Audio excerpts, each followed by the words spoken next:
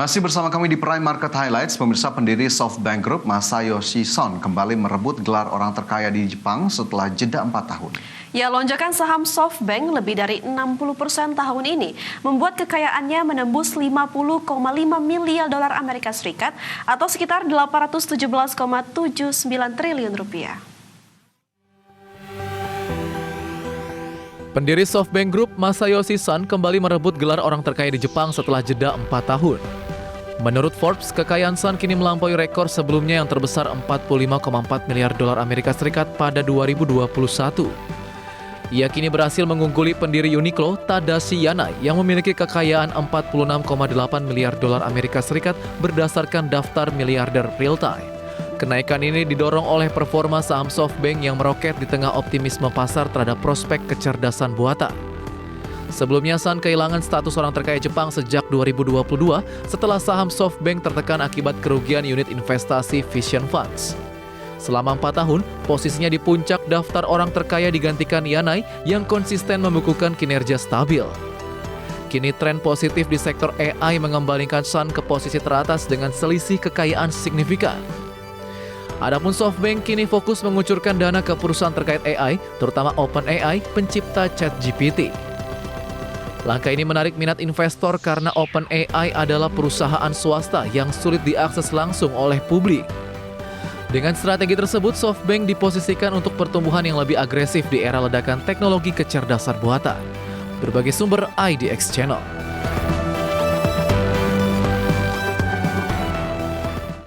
Perusahaan fotografi legendaris Eastman Kodak terancam berhenti beroperasi akibat kesulitan membayar utang sebesar 500 juta US dollar atau sekitar 8 triliun rupiah. Kondisi ini menimbulkan keraguan besar terhadap kemampuan Kodak mempertahankan usahanya.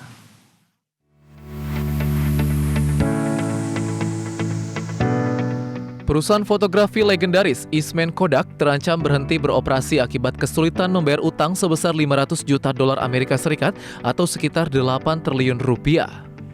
Dalam laporan pendapatannya pekan ini, Kodak mengaku mengalami kesulitan likuiditas untuk melunasi utang yang akan jatuh tempo dalam waktu dekat. Perusahaan berencana mengumpulkan dana dengan menghentikan pembayaran program pensiun karyawan. CEO Kodak, Jim Continenza, mengklaim perusahaan masih optimistis bisa melunasi sebagian besar pinjaman sebelum jatuh tempo meski menghadapi iklim bisnis yang sulit. Saham Kodak anjlok hampir 20% pada perdagangan Selasa setelah kabar ini mencuat. Adapun perusahaan yang didirikan pada 1892 ini pernah menguasai hingga 90% penjualan film dan 85% penjualan kamera di Amerika Serikat pada puncak kejayaannya di 1970-an. Namun kegagalan mengantisipasi era fotografi digital membuat posisinya merosot tajam di pasar global. Sebelumnya Kodak pernah mengajukan kebangkrutan pada 2012 dengan utang mencapai 6,75 miliar dolar Amerika Serikat dan lebih dari 100.000 kreditur. Perusahaan sempat bangkit pada 2020 saat pemerintah Amerika Serikat mendukungnya menjadi produsen bahan farmasi. Hingga kini, Kodak tetap memproduksi film, bahan kimia untuk industri perfilman, serta melisensikan mereknya untuk produk konsumen. Berbagai sumber IDX Channel.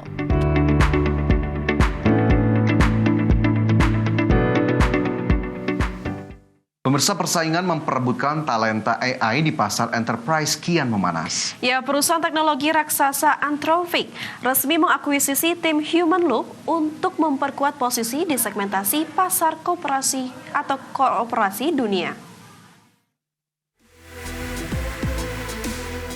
Anthropic mengakuisisi 3 co-founder Human Loop bersama sekitar selusin insinyur dan peneliti yang mahir dalam pengembangan alat manajemen prompt, evaluasi model AI, dan observabilitas.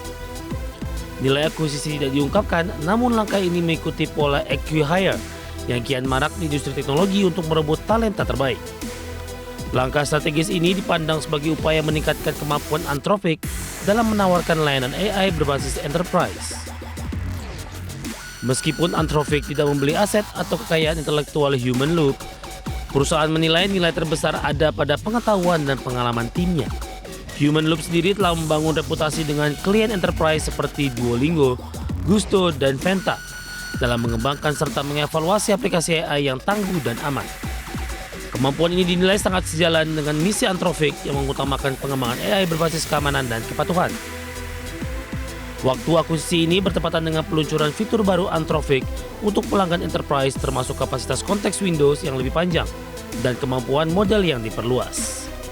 Anthropic juga mencapai kesepakatan dengan Badan Pembelian Pusat Pemerintah Amerika untuk menjual layanan AI hanya seharga $1 per lembaga di tahun pertama. Langkah ini dipandang sebagai manuver untuk menyaingi penawaran serupa dari OpenAI dan memperkuat daya tarik di sektor publik maupun swasta. Human Loop didirikan pada tahun 2020 sebagai spin-out dari University College London dan berhasil mengumpulkan pendanaan awal sebesar $7,91 juta Amerika. CEO Human Loop yang sekarang bergabung ke Anthropic, Reza Habib, menyatakan bahwa komitmen Anthropic terhadap keamanan AI sepenuhnya selaras dengan visi mereka. Melalui penguatan ekosistem tooling dan tim pengembang handal, Anthropic diperkirakan akan makin tangguh dalam persaingan global AI. Berbagai sumber, Alex Cepat.